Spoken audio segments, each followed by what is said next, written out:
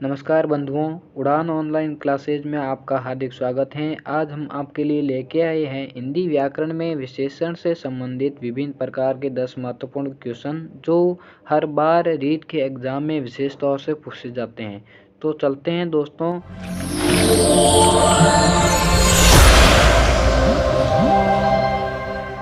चलिए दोस्तों, पहला प्रश्न है अपना, विशेषण शब्द वे है जो। तो पहला ऑप्शन है संज्ञा की विशेषता बताने वाले, दूसरा ऑप्शन है सर्वनाम की विशेषता बताने वाले, और तीसरा ऑप्शन है क्रिया की विशेषता बताने वाले, और चौथा ऑप्शन है अ व ब दोनों। तो दोस्तों, विशेषण किसे कहेंगे अपन कि संज्ञा या सर्वनाम शब्दों की विशेषता बताने वाले शब्द विशेषण कहलाते हैं। जैसे काले बादल, इसमें बादल की विशेषता बता रहा है काला रंग है। कैसा है? काला रंग। ठीक है, तो इसमें अपना सही ऑप्शन होगा डी ऑप्शन, अ व ब दोनों। अगला है लता बहुत सुंदर थी, वाक्य में विशेष्य पद है। ठीक है, तो पहला ऑप्शन है लता, दूसरा है थी, तीसरा है सुंदर, और चौथा है अ व स दोनों।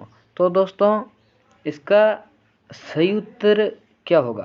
ठीक है, तो इसका जो सही उत्तर होगा कि विशेष्य क्या होता है? विशेष्य वे शब्द है जिनकी विशेषता बताई जा रही हो।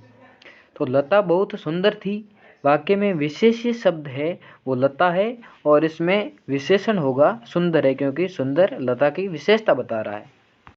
अगला है राम बहुत अच्छा लड़का है। तो इसमें बहुत के नीचे अंडरलाइन की हुई है।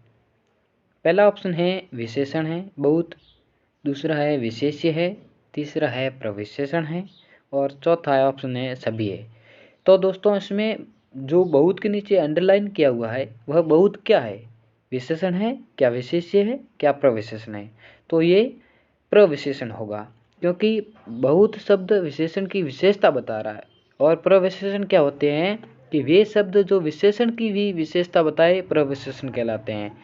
जैसे सिंदूरी लाल सेब, इसमें विशेषण लाल है क्योंकि विशेषता बता रहा है, विशेष्य है सेब की विशेषता बता रहा है वह विशेष्य होता है, और प्रविशेषण है सिंदूरी क्योंकि विशेषता की भी विशेषता बता रहा है सिंदूरी।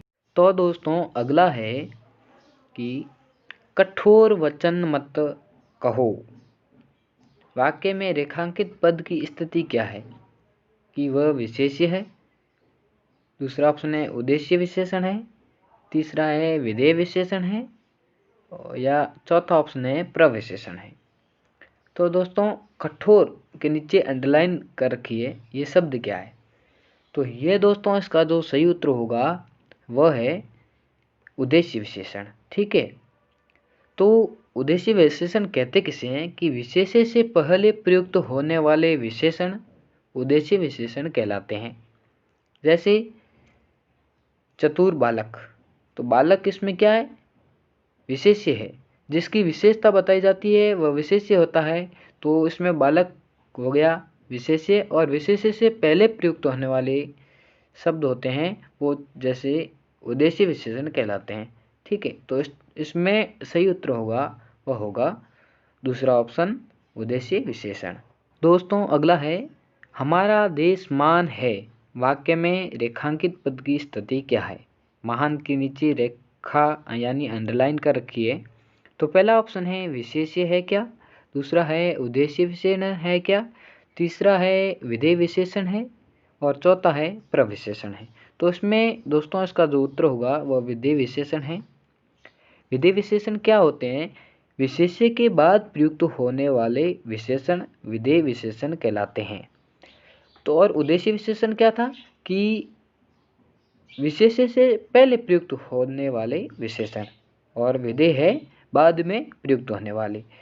जैसे वह बालक चतुर है, तो बालक क्या है? इसमें विशेष्य है, और बालक के बाद में चतुर प्रयुक्त हो रहा है, और चतुर क्या है?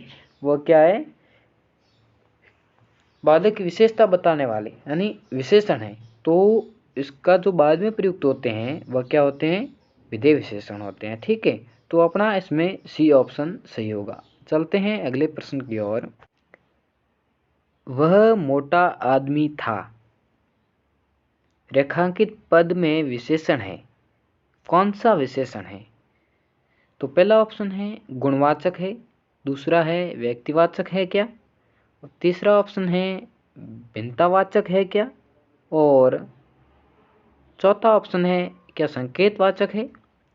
तो दोस्तों इसका जो अपने सही उत्तर होगा वह होगा गुणवाचक, क्योंकि मोटा है वो मोटा क्या है, गुण है।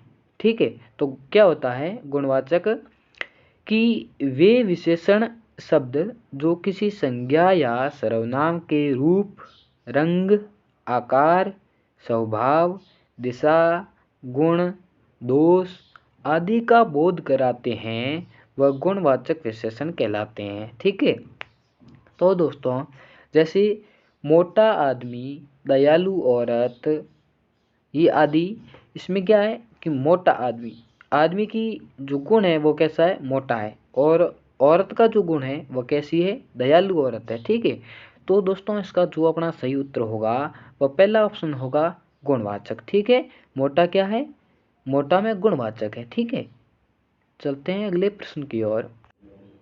मेरी कक्षा में अनेक छात्र पढ़ते हैं, वाक्य में विशेषण प्रयुक्त हुए हैं, यानी विशेषण का कौन सा भेद प्रयुक्त हुआ है? तो दोस्तों पहला ऑप्शन है गुणवाचक, दूसरा है संख्यावाचक, तीसरा है परिमाणवाचक न कि परिणामवाचक। ठीक है, और चौथा ऑप्शन है सार्वनामिक।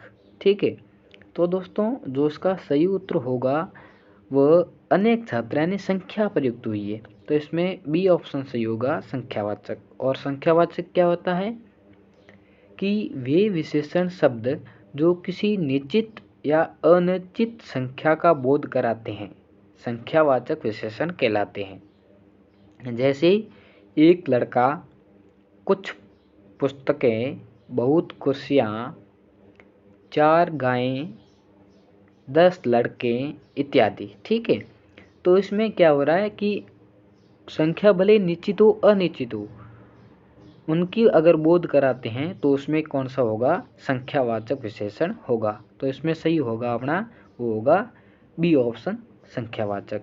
चलते हैं अगले प्रश्न की ओर कि राम बाजार से 4 किलो आटा लाया है, में कौन सा विशेषण है, यानी विशेषण का कौन सा भेद प्रयुक्त हुआ है?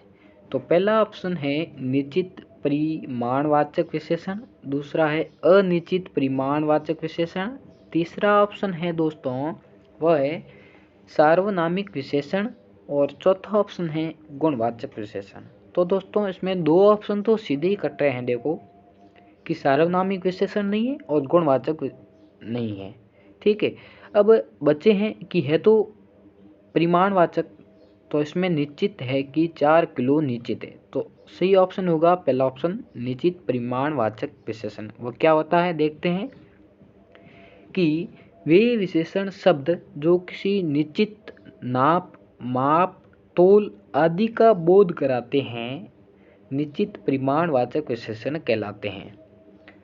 जैसे 4 किलो आटा में आटे की मात्रा निश्चित है, कितना, 4 किलो है। ठीक है, जैसे 1 लीटर पानी, तो पानी क्या है, 1 लीटर है, उसकी मात्रा क्या है, निश्चित है। तो दोस्तों इसमें जो सही होगा वो अपना पहला ऑप्शन होगा निश्चित परिमाणवाचक विशेषण। ठीक है, चलते हैं अगले प्रश्न की ओर दोस्तों कि वे दोनों कहाँ गई, रेखांकित पद में कौन सा संख्यावाचक विशेषण है? इसमें दोस्तों संख्यावाचक विशेषण की भी उपभेद पूछ लिया है। तो पहला ऑप्शन है गणनावाचक, दूसरा है क्रमवाचक, और तीसरा है आवर्तीवाचक, और चौथा है समुदायवाचक। तो दोस्तों ये क्या है, संख्यावाचक विशेषण के उपभेद है। ठीक है, तो इसमें अपन देखेंगे कि गणनावाचक क्या है, क्रमवाचक क्या है, आवर्तीवाचक क्या है, और समुदायवाचक क्या है। तो चले कि निश्चित संख्यावाचक विशेषण के उपभेद है। ठीक है, तो इसमें गणनावाचक होता है, जैसे 1 2 3 ये आ जाए तो वहाँ पर क्या होगा, गणनावाचक। और दूसरा है क्रमवाचक। क्रमवाचक में क्या होता है, अपन कहते हैं प्रथम आया, द्वितीय आया, तृतीय स्थान प्राप्त किया और ऐसे। और तीसरा है कि आवर्तीवाचक। तो आवर्ती क्या होती है कि दुगुना, तिगुना, दुहुरा ऐसे। तो क्या होगा, ये आवर्ती हो रही है। और चौथा ऑप्शन है समुदायवाचक, जिसमें दोनों, तीनों, चारों इत्यादि आए तो वो क्या होता है, समुदायवाचक। तो दोस्तों इसमें अपन देखेंगे कि वे दोनों कहाँ गए, तो क्या आया है, दोनों। तो इसमें क्या होगा सही उत्तर अपना, समुदायवाचक, चौथा ऑप्शन। ठीक है, चलते हैं अगले प्रश्न की ओर कि किस वाक्य में संख्यावाचक विशेषण का प्रयोग हुआ है। ठीक है, इसमें पहला ऑप्शन है ऐसा आदमी कभी धोखा नहीं खा सकता। दूसरा ऑप्शन है वह लड़का समझदार है। तीसरा ऑप्शन है इस कक्षा में 40 विद्यार्थी है। और चौथा ऑप्शन है उसका मुंह गोल है। तो दोस्तों क्या पूछा है कि संख्यावाचक विशेषण का प्रयोग। तो इसमें अपन देखें चारों ऑप्शनों में संख्या किसमें प्रयुक्त हुई है। देखते हैं कि तीसरा ऑप्शन जो दे रखा है, इसमें इस कक्षा में 40 विद्यार्थी है, तो क्या है, इसमें संख्या है, संख्या ये। तो संख्यावाचक क्या होते हैं कि 40 विद्यार्थी परिमाण को प्रदर्शित करते हैं। निश्चित संख्यावाचक विशेषण किसमें क्या है, निश्चित है संख्या। बिल्कुल ऐसे थोड़ी है कि कुछ विद्यार्थी कक्षा में कुछ विद्यार्थी है, ऐसा नहीं है। कि निश्चित संख्यावाची विशेषण क्या होते हैं कि वे विशेषण शब्द जो किसी निश्चित संख्या का बोध कराते हैं वह निश्चित संख्यावाची विशेषण कहलाते हैं। तो दोस्तों जैसे 2 कुत्ते, 50 बकरियां, 60 भेड़ें इत्यादि।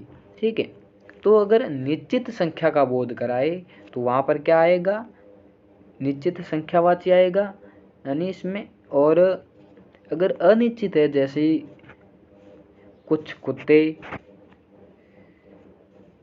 ज़्यादा बकरियां, तो इसका कोई अपन कह नहीं सकते, निश्चित रूप से नहीं कह सकते कि वहाँ पर इतने हैं। ठीक है, तो दोस्तों इसका जो सही उत्तर होगा वो अपना होगा सी ऑप्शन। इस कक्षा में 40 विद्यार्थी है, वह संख्यावाचक विशेषण इसमें प्रयुक्त हुआ है। तो धन्यवाद दो बंधुओं, आज की कक्षा में इतना ही। अगला देखते हैं कल।